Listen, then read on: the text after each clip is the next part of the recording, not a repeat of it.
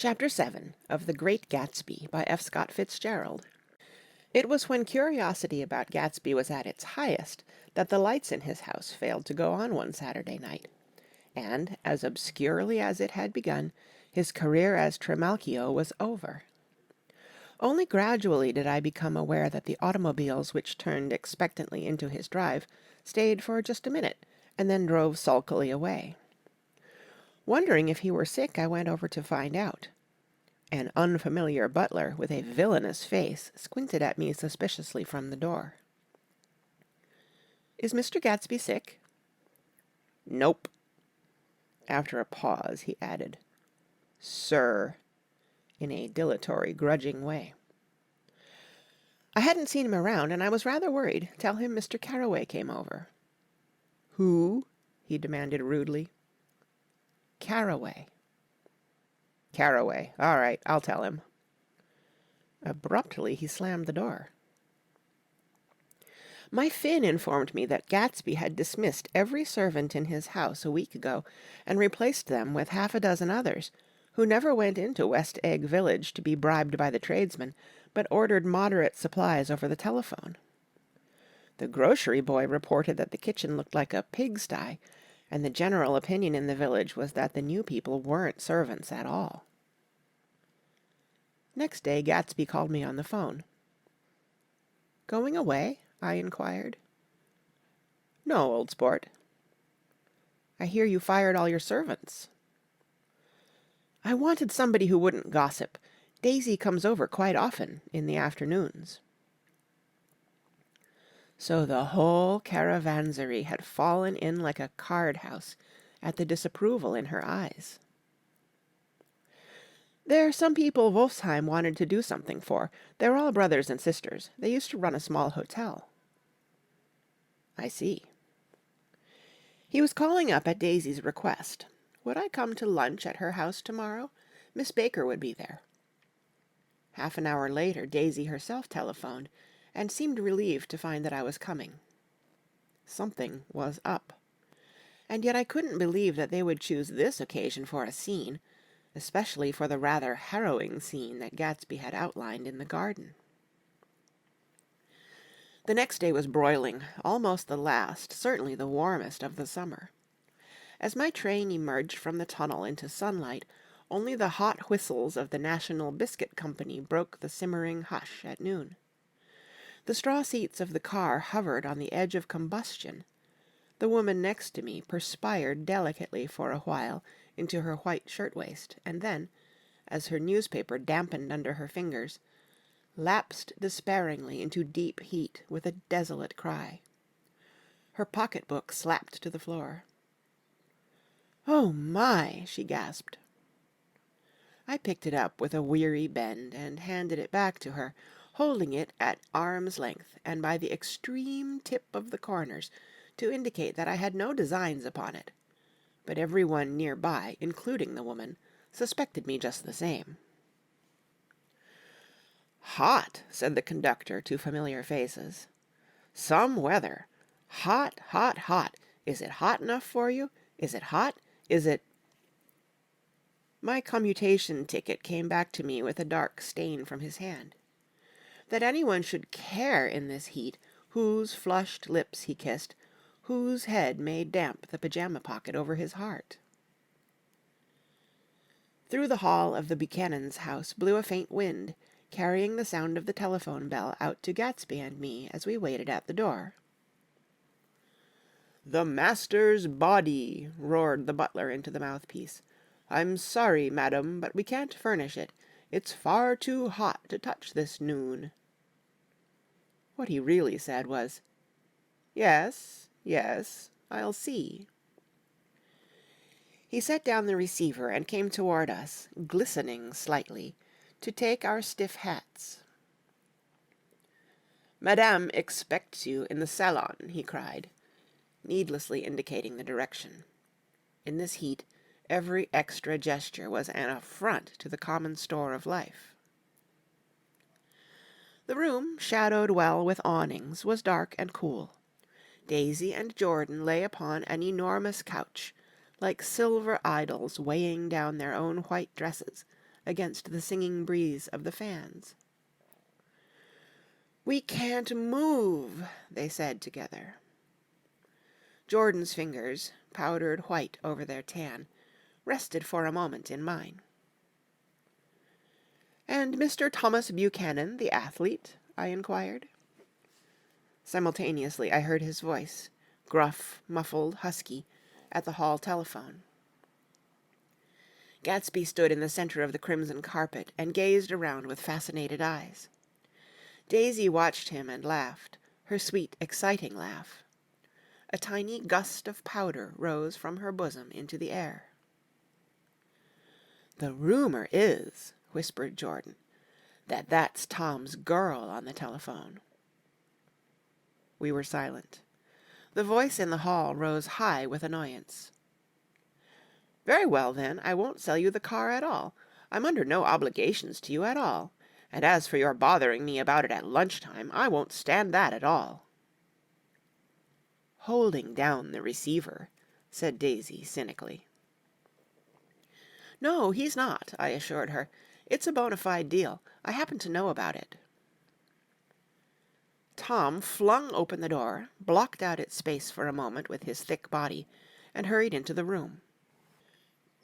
"Mr. Gatsby." He put out his broad, flat hand with well-concealed dislike. "I'm glad to see you, sir. Nick." "Make us a cold drink," cried Daisy. As he left the room again, she got up and went over to Gatsby and pulled his face down, kissing him on the mouth. "You know I love you," she murmured. "You forget there's a lady present," said Jordan. Daisy looked around doubtfully. "You kissed Nick, too." "What a low, vulgar girl." "I don't care," cried Daisy, and began to clog on the brick fireplace.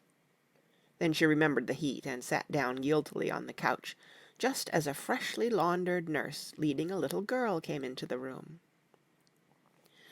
"Blessed precious," she crooned, holding out her arms. "Come to your own mother that loves you." The child, relinquished by the nurse, rushed across the room and rooted shyly into her mother's dress. "The blessed precious! Did mother get powder on your old yellowy hair? Stand up now and say howdy-do." Gatsby and I in turn leaned down and took the small, reluctant hand. Afterward he kept looking at the child with surprise. I don't think he had ever really believed in its existence before. "I got dressed before luncheon," said the child, turning eagerly to Daisy. "That's because your mother wanted to show you off." Her face bent into the single wrinkle of the small white neck. "You dream, you absolute little dream." "Yes," admitted the child calmly. "Aunt Jordan's got on a white dress, too." "How do you like mother's friends?" Daisy turned her around so that she faced Gatsby. "Do you think they're pretty?" "Where's Daddy?" "She doesn't look like her father," explained Daisy. "She looks like me. She's got my hair and shape of the face." Daisy sat back upon the couch. The nurse took a step forward and held out her hand. "Come, Pammy." "Good-bye, sweetheart." With a reluctant backward glance, the well-disciplined child held to her nurse's hand and was pulled out the door, just as Tom came back, preceding 4 gin rickeys that clicked full of ice. Gatsby took up his drink. "They certainly look cool," he said, with visible tension. We drank in long, greedy swallows. "I read somewhere that the sun's getting hotter every year," said Tom genially.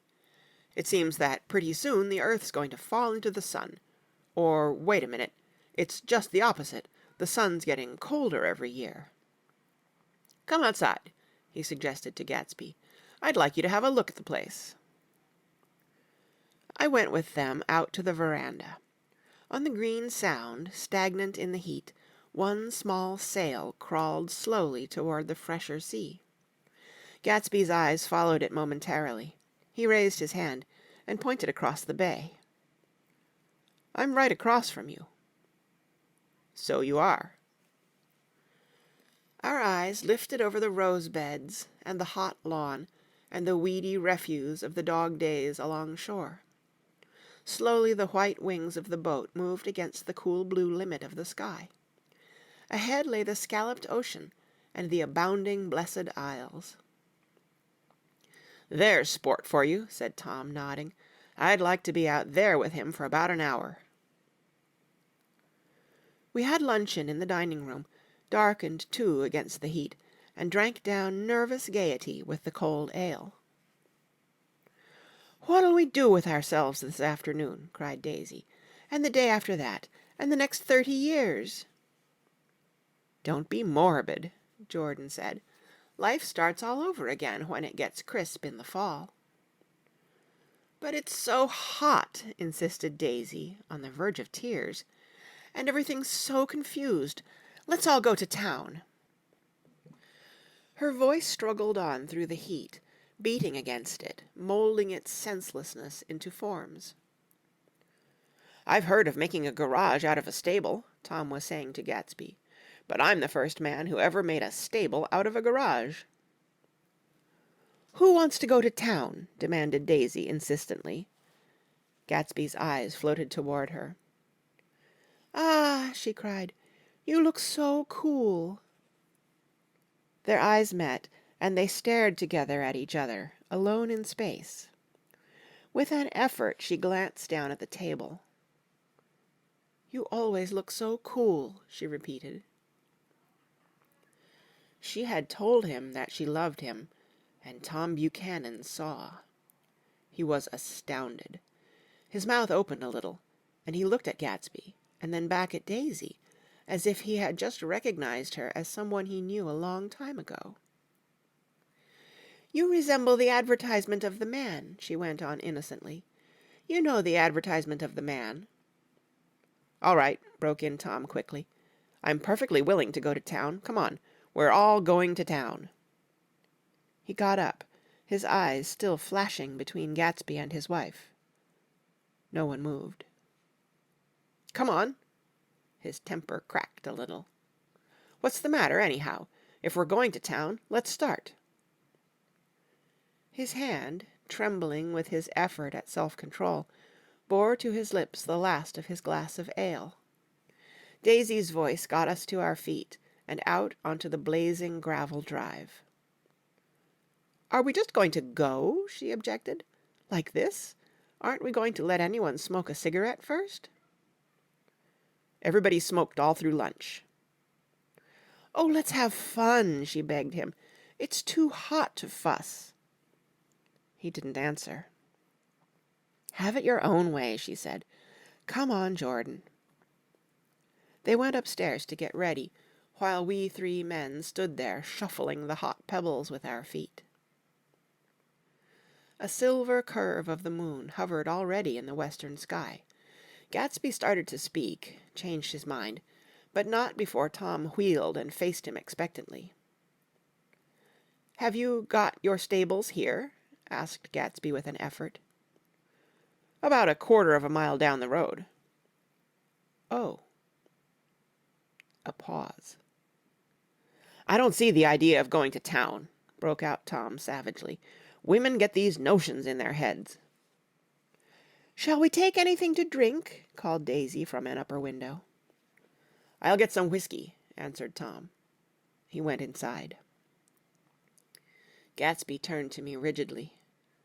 "I can't say anything in his house, old sport." "She's got an indiscreet voice," I remarked. "It's full of—" I hesitated. "Her voice is full of money," he said suddenly. That was it. I'd never understood before. It was full of money. That was the inexhaustible charm that rose and fell in it, the jingle of it, the cymbal's song of it. High in a white palace, the king's daughter, the golden girl. Tom came out of the house, wrapping a quart bottle in a towel, followed by Daisy and Jordan wearing small, tight hats of metallic cloth, and carrying light capes over their arms. "Shall we all go in my car?" suggested Gatsby. He felt the hot green leather of the seat. I ought to have left it in the shade. Is it standard shift? Demanded Tom. Yes.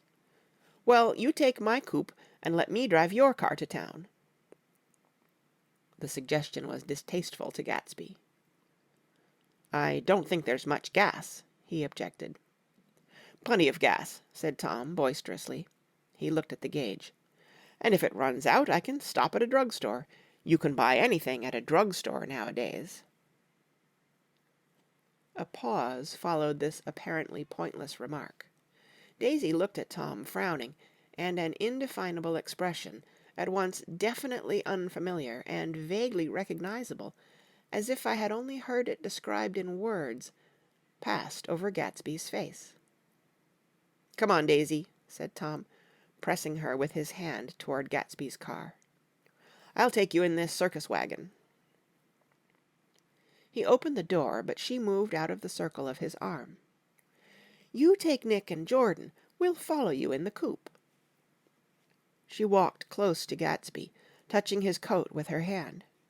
Jordan and Tom and I got into the front seat of Gatsby's car. Tom pushed the unfamiliar gears tentatively, and we shot off into the oppressive heat, leaving them out of sight behind. "Did you see that?" demanded Tom. See what? He looked at me keenly, realizing that Jordan and I must have known all along. "You think I'm pretty dumb, don't you?" he suggested. "Perhaps I am, but I have almost a second sight, sometimes, that tells me what to do. Maybe you don't believe that, but science—" He paused. The immediate contingency overtook him, pulled him back from the edge of the theoretical abyss. "I've made a small investigation of this fellow," he continued. "I could have gone deeper if I'd known." "Do you mean you've been to a medium?" inquired Jordan humorously. "What?" Confused, he stared at us as we laughed. "A medium?" "About Gatsby." "About Gatsby? No, I haven't. I said I'd been making a small investigation of his past." "And you found he was an Oxford man," said Jordan helpfully. "An Oxford man!" He was incredulous. "Like hell he is. He wears a pink suit." "Nevertheless, he's an Oxford man." "Oxford, New Mexico," snorted Tom contemptuously. "Or something like that." "Listen, Tom, if you're such a snob, why did you invite him to lunch?" demanded Jordan crossly. "Daisy invited him. She knew him before we were married, God knows where." We were all irritable now with the fading ale, and aware of it, we drove for a while in silence. Then, as Dr. T.J. Eckelberg's faded eyes came into sight down the road, I remembered Gatsby's caution about gasoline.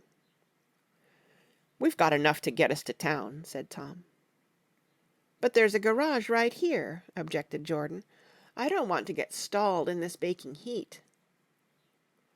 Tom threw on both brakes impatiently, and we slid to an abrupt, dusty stop under Wilson's sign.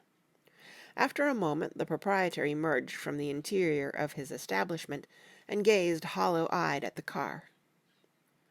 "Let us have some gas," cried Tom roughly.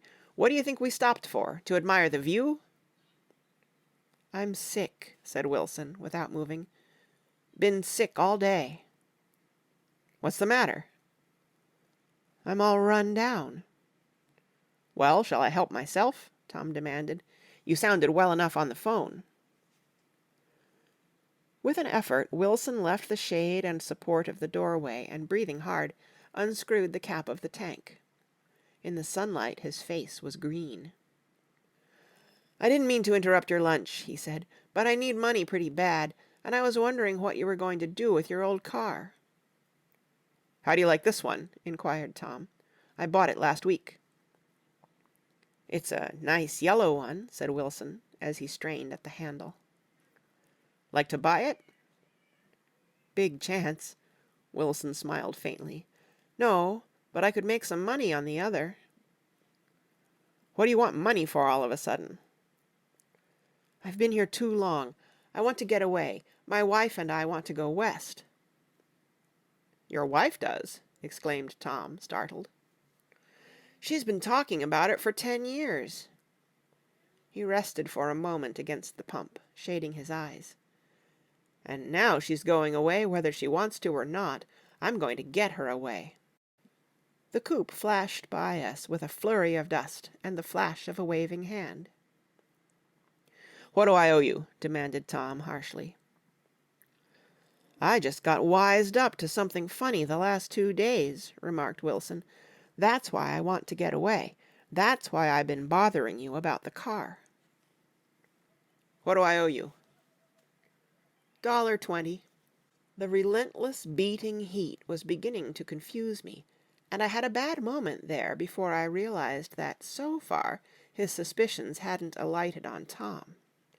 He had discovered that Myrtle had some sort of life apart from him in another world, and the shock had made him physically sick. I stared at him, and then at Tom, who had made a parallel discovery less than an hour before, and it occurred to me that there was no difference between men in intelligence or race so profound as the difference between the sick and the well. Wilson was so sick that he looked guilty, unforgivably guilty, as if he had just got some poor girl with child. "I'll let you have that car," said Tom.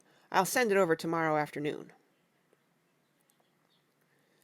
That locality was always vaguely disquieting, even in the broad glare of afternoon, and now I turned my head as though I had been warned of something behind.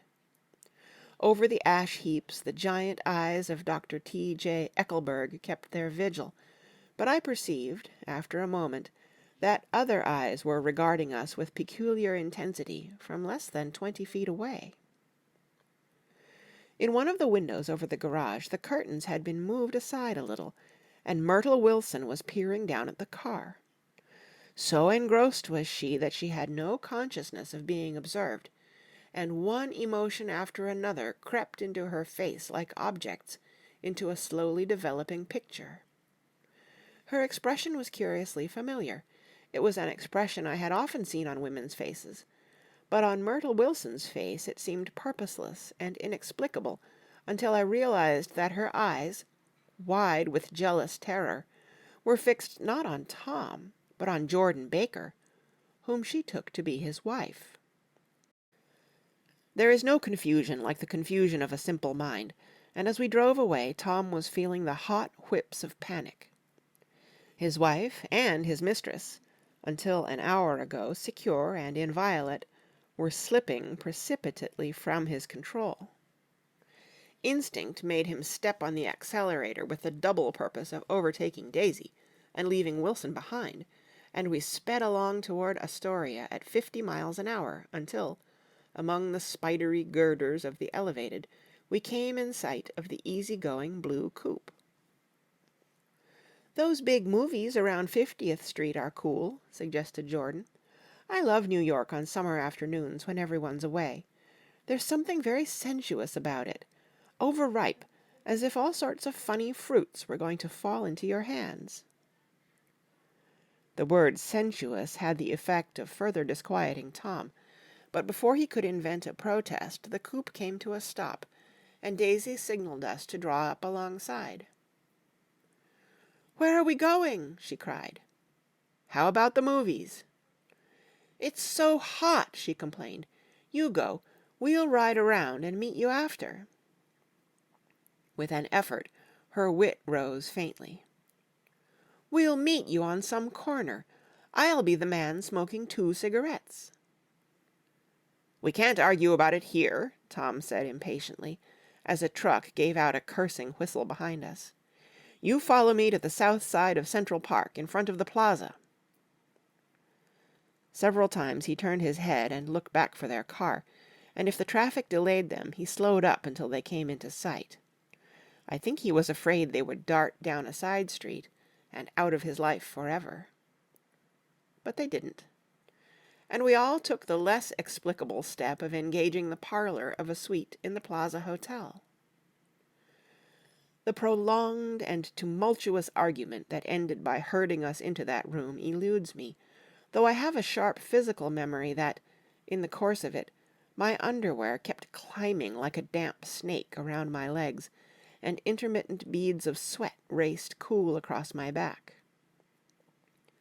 The notion originated with Daisy's suggestion that we hire 5 bathrooms and take cold baths, and then assumed more tangible form as a place to have a mint julep. Each of us said over and over that it was a crazy idea. We all talked at once to a baffled clerk and thought, or pretended to think, that we were being very funny.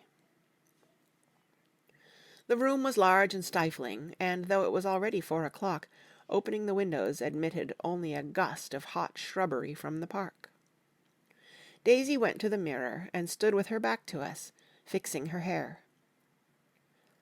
"It's a swell suite," whispered Jordan respectfully, and everyone laughed. "Open another window," commanded Daisy, without turning around. "There aren't any more." "Well, we'd better telephone for an axe." "The thing to do is to forget about the heat," said Tom impatiently. "You make it 10 times worse by crabbing about it." He unrolled the bottle of whiskey from the towel and put it on the table. "Why not let her alone, old sport?" remarked Gatsby. "You're the one that wanted to come to town."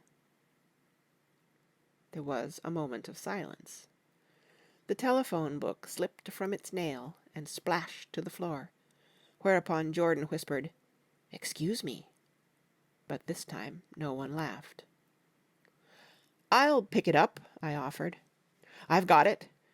Gatsby examined the parted string, muttered in an interested way, and tossed the book on a chair. "That's a great expression of yours, isn't it?" said Tom sharply. "What is?"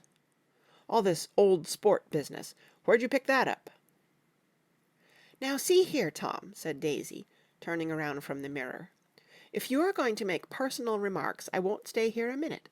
Call up and order some ice for the mint julep." As Tom took up the receiver, the compressed heat exploded into sound, and we were listening to the portentous chords of Mendelssohn's Wedding March from the ballroom below. "Imagine marrying anybody in this heat!" cried Jordan dismally. "Still, I was married in the middle of June," Daisy remembered. "Louisville in June. Somebody fainted. Who was it fainted, Tom?" "Biloxi," he answered shortly. "A man named Biloxi, Blocks Biloxi, and he made boxes. That's a fact. And he was from Biloxi, Tennessee." "They carried him into my house," appended Jordan, "because we lived just 2 doors from the church, and he stayed 3 weeks, until Daddy told him he had to get out. The day after he left, Daddy died." After a moment she added, as if she might have sounded irreverent, "There wasn't any connection." "I used to know a Bill Biloxi from Memphis," I remarked. "That was his cousin. I knew his whole family history before he left. He gave me an aluminum putter that I use today." The music had died down as the ceremony began, and now a long cheer floated in at the window, followed by intermittent cries of "Yay!" and finally by a burst of jazz as the dancing began. "We're getting old," said Daisy. "If we were young, we'd rise and dance." "Remember Biloxi," Jordan warned her. "Where'd you know him, Tom?" "Biloxi?" He concentrated with an effort. "I didn't know him. He was a friend of Daisy's." "He was not," she denied. "I'd never seen him before. He came down in the private car." "Well, he said he knew you. He said he was raised in Louisville. Asa Bird brought him around at the last minute and asked if we had room for him." Jordan smiled. "He was probably bumming his way home. He told me he was president of your class at Yale." Tom and I looked at each other blankly. "Biloxi? First place, we didn't have any president." Gatsby's foot beat a short, restless tattoo, and Tom eyed him suddenly. By the way, Mr. Gatsby, I understand you're an Oxford man." "Not exactly." "Oh, yes, I understand you went to Oxford." "Yes, I went there." A pause. Then Tom's voice, incredulous and insulting. "You must have gone there about the time Biloxi went to New Haven." Another pause. A waiter knocked and came in with crushed mint and ice, but the silence was unbroken by his "Thank you," and the soft closing of the door. This tremendous detail was to be cleared up at last. "I told you I went there," said Gatsby. "I heard you, but I'd like to know when." "It was in 1919. I only stayed 5 months. That's why I can't really call myself an Oxford man." Tom glanced around to see if we mirrored his unbelief, but we were all looking at Gatsby.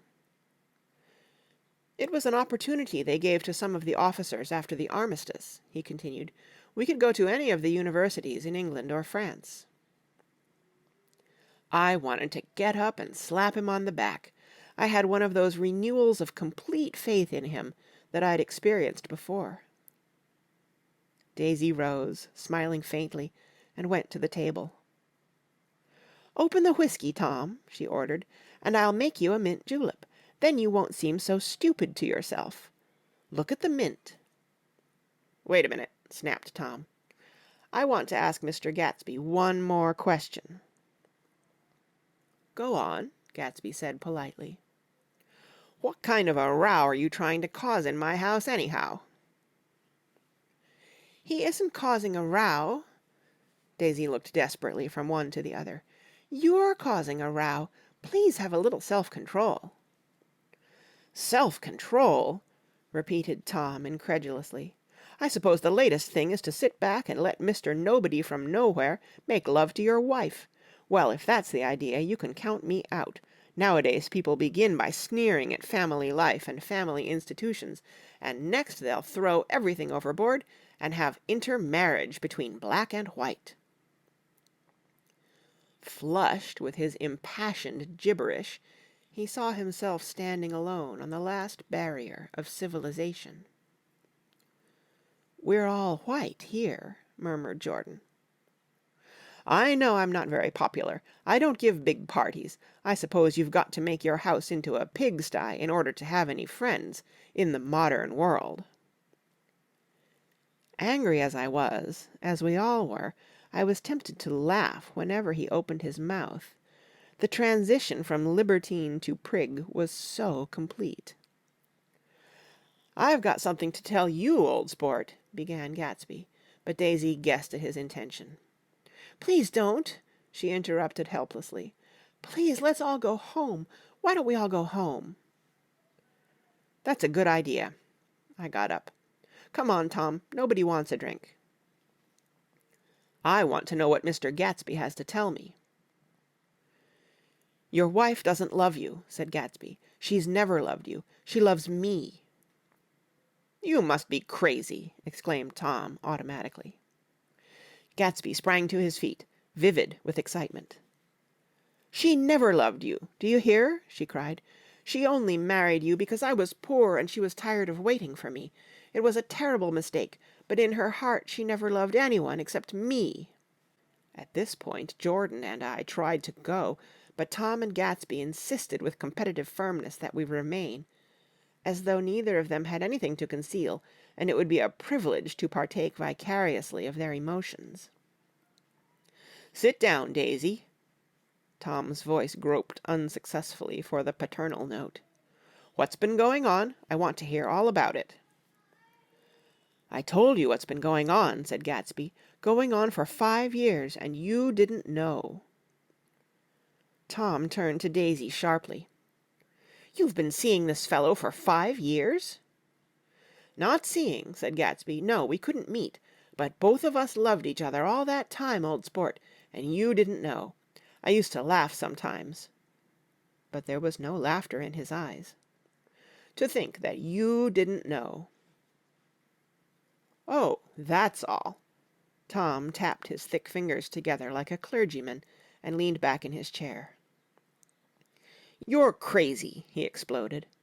"I can't speak about what happened 5 years ago, because I didn't know Daisy then. And I'll be damned if I see how you got within a mile of her unless you brought the groceries to the back door. But all the rest of that's a goddamned lie. Daisy loved me when she married me, and she loves me now." "No," said Gatsby, shaking his head. "She does, though. The trouble is that sometimes she gets foolish ideas in her head and doesn't know what she's doing." He nodded sagely. "And what's more, I love Daisy, too. Once in a while I go off on a spree and make a fool of myself, but I always come back, and in my heart I love her all the time." "You're revolting," said Daisy. She turned to me, and her voice, dropping an octave lower, filled the room with thrilling scorn. "Do you know why we left Chicago? I'm surprised that they didn't treat you to the story of that little spree." Gatsby walked over and stood beside her. "Daisy, that's all over now," he said earnestly. "It doesn't matter any more. Just tell him the truth, that you never loved him, and it's all wiped out forever." She looked at him blindly. "Why, how could I love him, possibly?" "You never loved him." She hesitated. Her eyes fell on Jordan and me with a sort of appeal, as though she realized at last what she was doing, and as though she had never, all along, intended doing anything at all. But it was done now. It was too late. "I never loved him," she said, with perceptible reluctance. "Not at Kapiolani?" demanded Tom suddenly. "No." From the ballroom beneath, muffled and suffocating chords were drifting up on hot waves of air. "Not that day I carried you down from the punch bowl to keep your shoes dry?" There was a husky tenderness in his tone. "Daisy?" "Please don't." Her voice was cold, but the rancor had gone from it. She looked at Gatsby. "There, Jay," she said, but her hand as she tried to light a cigarette was trembling. Suddenly she threw the cigarette and the burning match on the carpet. "Oh, you want too much!" she cried to Gatsby. "I love you now. Isn't that enough? I can't help what's past." She began to sob helplessly. "I did love him once, but I loved you too." Gatsby's eyes opened and closed. "You loved me too?" he repeated. "Even that's a lie," said Tom savagely. "She didn't know you were alive. Why, there are things between Daisy and me that you'll never know, things that neither of us can ever forget." The words seemed to bite physically into Gatsby. "I want to speak to Daisy alone," he insisted. "She's all excited now." "Even alone I can't say I never loved Tom," she admitted in a pitiful voice. "It wouldn't be true." "Of course it wouldn't," agreed Tom. She turned to her husband. "As if it mattered to you," she said. "Of course it matters. I'm going to take better care of you from now on." "You don't understand," said Gatsby, with a touch of panic. "You're not going to take care of her any more." "I'm not?" Tom opened his eyes wide and laughed. He could afford to control himself now. "Why's that?" "Daisy's leaving you." "Nonsense." "I am, though," she said, with a visible effort. "She's not leaving me." Tom's words suddenly leaned down over Gatsby. "Certainly not for a common swindler who'd have to steal the ring he put on her finger." "Oh, I won't stand this," cried Daisy. "Oh, please, let's get out." "Who are you, anyhow?" broke out Tom. "You're one of that bunch that hangs around with Meyer Wolfsheim. That much I happen to know. I've made a little investigation into your affairs, and I'll carry it further tomorrow." "You can suit yourself about that, old sport," said Gatsby steadily. "I found out what your drug stores were." He turned to us and spoke rapidly. "He and this Wolfsheim bought up a lot of side street drug stores here and in Chicago and sold grain alcohol over the counter. That's one of his little stunts. I picked him for a bootlegger the first time I saw him, and I wasn't far wrong." "What about it?" said Gatsby, politely. "I guess your friend Walter Chase wasn't too proud to come in on it." "And you left him in the lurch, didn't you? You let him go to jail for a month over in New Jersey. God, you ought to hear Walter on the subject of you." "He came to us dead broke. He was very glad to pick up some money, old sport." "Don't you call me old sport," cried Tom. Gatsby said nothing.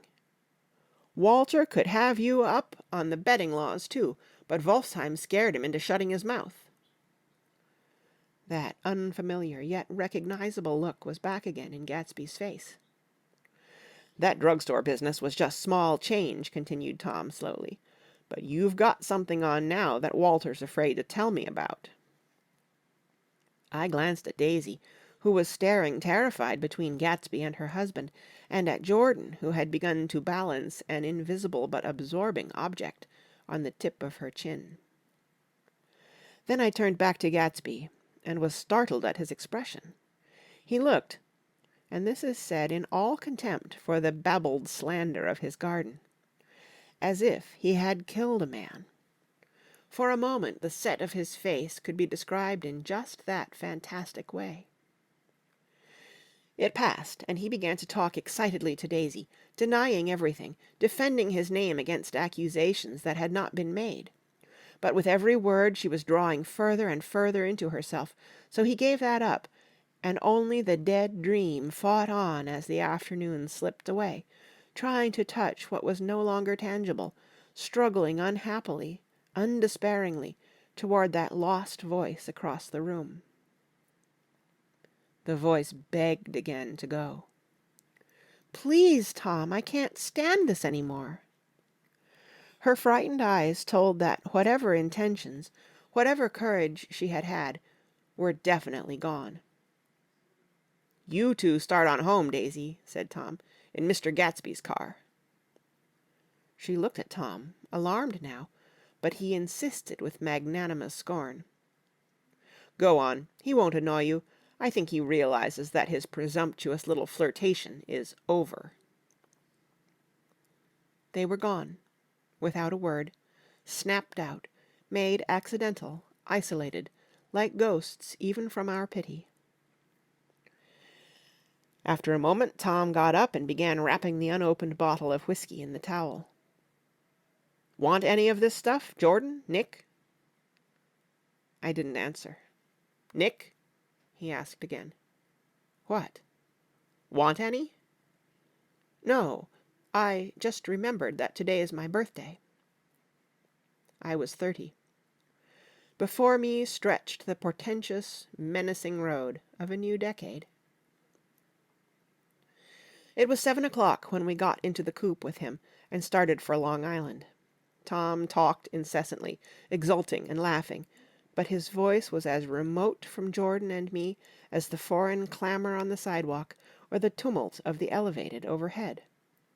Human sympathy has its limits, and we were content to let all their tragic arguments fade with the city lights behind. 30. The promise of a decade of loneliness, a thinning list of single men to know, a thinning briefcase of enthusiasm, thinning hair. But there was Jordan beside me, who, unlike Daisy, was too wise ever to carry well-forgotten dreams from age to age. As we passed over the dark bridge, her wan face fell lazily against my coat's shoulder, and the formidable stroke of 30 died away with the reassuring pressure of her hand. So we drove on toward death through the cooling twilight. The young Greek, Michaelis, who ran the coffee joint beside the ash heaps, was the principal witness at the inquest. He had slept through the heat until after 5, when he strolled over to the garage and found George Wilson sick in his office, really sick, pale as his own pale hair, and shaking all over. Michaelis advised him to go to bed, but Wilson refused, saying that he'd miss a lot of business if he did. While his neighbor was trying to persuade him, a violent racket broke out overhead. "I've got my wife locked up in there," explained Wilson calmly. "She's going to stay there till the day after tomorrow, and then we're going to move away." Michaelis was astonished. They had been neighbors for 4 years, and Wilson had never seemed faintly capable of such a statement. Generally, he was one of these worn-out men. When he wasn't working, he sat on a chair in the driveway and stared at the people and the cars that passed along the road. When anyone spoke to him, he invariably laughed in an agreeable, colorless way. He was his wife's man, and not his own. So naturally, Michaelis tried to find out what had happened, but Wilson wouldn't say a word. Instead, he began to throw curious, suspicious glances at his visitor, and ask him what he'd been doing at certain times on certain days. Just as the latter was getting uneasy, some workmen came past the door bound for his restaurant, and Michaelis took the opportunity to get away, intending to come back later. But he didn't. He supposed he forgot to, that's all.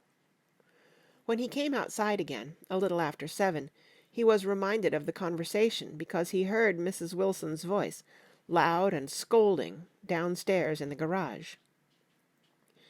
"Beat me," he heard her cry. "Throw me down and beat me, you dirty little coward." A moment later she rushed out into the dusk, waving her hands and shouting. Before he could move from his door, the business was over.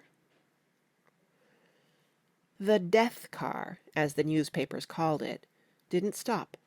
It came out of the gathering darkness, wavered tragically for a moment, and then disappeared around the next bend. Michaelis wasn't even sure of its color. He told the first policeman that it was light green. The other car, the one going toward New York, came to rest 100 yards beyond, and its driver hurried back to where Myrtle Wilson, her life violently extinguished, knelt in the road and mingled her thick, dark blood with the dust. Michaelis and this man reached her first, but when they had torn open her shirtwaist, still damp with perspiration, they saw that her left breast was swinging loose like a flap, and there was no need to listen for the heart beneath. The mouth was wide open and ripped at the corners, as though she had choked a little in giving up the tremendous vitality she had stored so long. We saw the 3 or 4 automobiles and the crowd when we were still some distance away. "Wreck," said Tom. "That's good. Wilson'll have a little business at last." He slowed down, but still without any intention of stopping, until, as we came nearer, the hushed, intent faces of the people at the garage door made him automatically put on the brakes. "We'll take a look," he said doubtfully. "Just a look." I became aware now of a hollow, wailing sound which issued incessantly from the garage, a sound which, as we got out of the coupe and walked toward the door, resolved itself into the words, "Oh, my God!" uttered over and over in a gasping moan. "There's some bad trouble here," said Tom excitedly. He reached up on tiptoes and peered over a circle of heads into the garage, which was lit only by a yellow light in a swinging wire basket overhead. Then he made a harsh sound in his throat, and with a violent thrusting movement of his powerful arms, pushed his way through. The circle closed up again with a running murmur of expostulation. It was a minute before I could see anything at all. Then new arrivals deranged the line, and Jordan and I were pushed suddenly inside. Myrtle Wilson's body, wrapped in a blanket, and then in another blanket, as though she suffered from a chill in the hot night, lay on a work table by the wall, and Tom, with his back to us, was bending over it, motionless. Next to him stood a motorcycle policeman taking down names, with much sweat and correction, in a little book.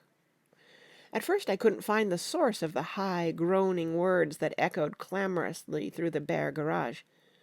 Then I saw Wilson standing on the raised threshold of his office, swaying back and forth, and holding to the doorposts with both hands.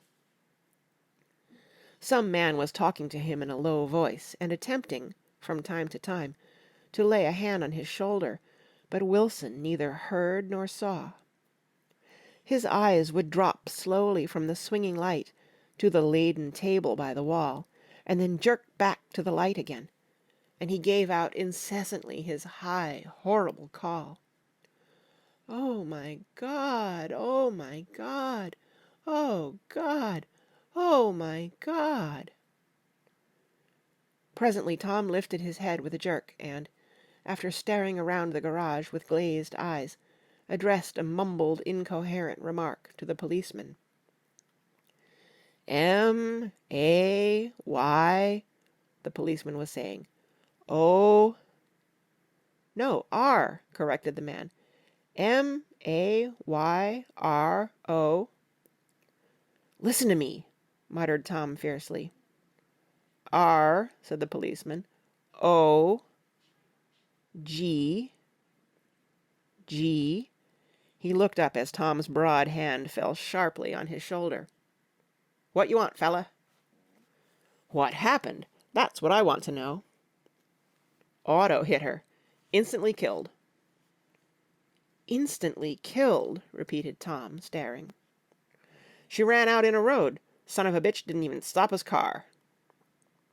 "There was 2 cars," said Michaelis. "One comin', one goin', see?" "Going where?" asked the policeman keenly. "One goin' each way. Well, she—" His hand rose toward the blankets, but stopped halfway and fell to his side. "She ran out there, and the one comin' from N'York knocked right into her, goin' 30 or 40 miles an hour." "What's the name of this place here?" demanded the officer. "Hasn't got any name." A pale, well-dressed negro stepped near. "It was a yellow car," he said. "Big yellow car. New." "See the accident?" asked the policeman. "No, but the car passed me down the road, going faster'n 40, going 50, 60. "Come here and let's have your name. Look out now, I want to get his name." Some words of this conversation must have reached Wilson, swaying in the office door, for suddenly a new theme found voice among his gasping cries. "You don't have to tell me what kind of car it was. I know what kind of car it was." Watching Tom, I saw the wad of muscle back of his shoulder tighten under his coat. He walked quickly over to Wilson, and, standing in front of him, seized him firmly by the upper arms. "You've got to pull yourself together," he said with soothing gruffness. Wilson's eyes fell upon Tom. He started up on his tiptoes, and then would have collapsed to his knees had not Tom held him upright. "Listen," said Tom, shaking him a little. "I just got here a minute ago from New York. I was bringing you that coupe we've been talking about. That yellow car I was driving this afternoon wasn't mine, do you hear? I haven't seen it all afternoon." Only the negro and I were near enough to hear what he said, but the policeman caught something in the tone and looked over with truculent eyes. "What's all that?" he demanded. "I'm a friend of his." Tom turned his head, but kept his hands firm on Wilson's body. "He says he knows the car that did it. It was a yellow car." Some dim impulse moved the policeman to look suspiciously at Tom. "And what color's your car?" "It's a blue car, a coupe." "We've come straight from New York," I said. Someone who had been driving a little behind us confirmed this, and the policeman turned away. "Now, if you'll let me have that name again correct—" Picking up Wilson like a doll, Tom carried him into the office, set him down in a chair, and came back. "If somebody'll come here and sit with him," he snapped authoritatively. He watched while the 2 men standing closest glanced at each other and went unwillingly into the room. Then Tom shut the door on them and came down the single step, his eyes avoiding the table. As he passed close to me, he whispered, "Let's get out." Self-consciously, with his authoritative arms breaking the way, we pushed through the still gathering crowd, passing a hurried doctor, case in hand, who had been sent for in wild hope half an hour ago. Tom drove slowly until we were beyond the bend, then his foot came down hard, and the coupe raced along through the night. In a little while I heard a low, husky sob, and saw that the tears were overflowing down his face. "The God-damned coward!" he whimpered. "He didn't even stop his car!"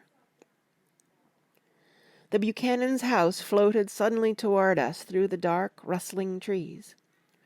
Tom stopped beside the porch and looked up at the second floor, where 2 windows bloomed with light among the vines. "Daisy's home," he said. As we got out of the car he glanced at me and frowned slightly. "I ought to have dropped you in West Egg, Nick. There's nothing we can do tonight." A change had come over him, and he spoke gravely and with decision. As we walked across the moonlight gravel to the porch, he disposed of the situation in a few brisk phrases. "I'll telephone for a taxi to take you home, and while you're waiting you and Jordan better go in the kitchen and have them get you some supper, if you want any." He opened the door. "Come in." "No, thanks, but I'd be glad if you'd order me the taxi. I'll wait outside." Jordan put her hand on my arm. "Won't you come in, Nick?" "No, thanks." I was feeling a little sick, and I wanted to be alone, but Jordan lingered for a moment more. "It's only 9:30, she said. I'd be damned if I'd go in. I'd had enough of all of them for one day, and suddenly that included Jordan, too. She must have seen something of this in my expression, for she turned abruptly away and ran up the porch steps into the house. I sat down for a few minutes with my head in my hands, until I heard the phone taken up inside and the butler's voice calling a taxi. Then I walked slowly down the drive away from the house, intending to wait by the gate. I hadn't gone 20 yards when I heard my name, and Gatsby stepped from between 2 bushes into the path. I must have felt pretty weird by that time, because I could think of nothing except the luminosity of his pink suit under the moon. "What are you doing?" I inquired. "Just standing here, old sport." Somehow that seemed a despicable occupation. For all I knew, he was going to rob the house in a moment. I wouldn't have been surprised to see sinister faces, the faces of Wolfsheim's people, behind him in the dark shrubbery. "Did you see any trouble on the road?" he asked after a minute. "Yes." He hesitated. "Was she killed?" "Yes." "I thought so. I told Daisy I thought so. It's better that the shock should come all at once. She stood it pretty well." He spoke as if Daisy's reaction was the only thing that mattered. "I got to West Egg by a side road," he went on, "and left the car in my garage. I don't think anybody saw us, but of course I can't be sure." I disliked him so much by this time that I didn't find it necessary to tell him he was wrong. "Who was the woman?" he inquired. "Her name was Wilson. Her husband owns the garage. How the devil did it happen?" "Well, I tried to swing the wheel." He broke off, and suddenly I guessed at the truth. "Was Daisy driving?" "Yes," he said after a moment. "But of course I'll say I was. You see, when we left New York she was very nervous, and she thought it would steady her to drive. And this woman rushed out at us just as we were passing a car coming the other way. It all happened in a minute, but it seemed to me that she wanted to speak to us, thought we were somebody she knew. Well, first Daisy turned away from the woman toward the other car, and then she lost her nerve and turned back. The second my hand reached the wheel, I felt the shock. It must have killed her instantly."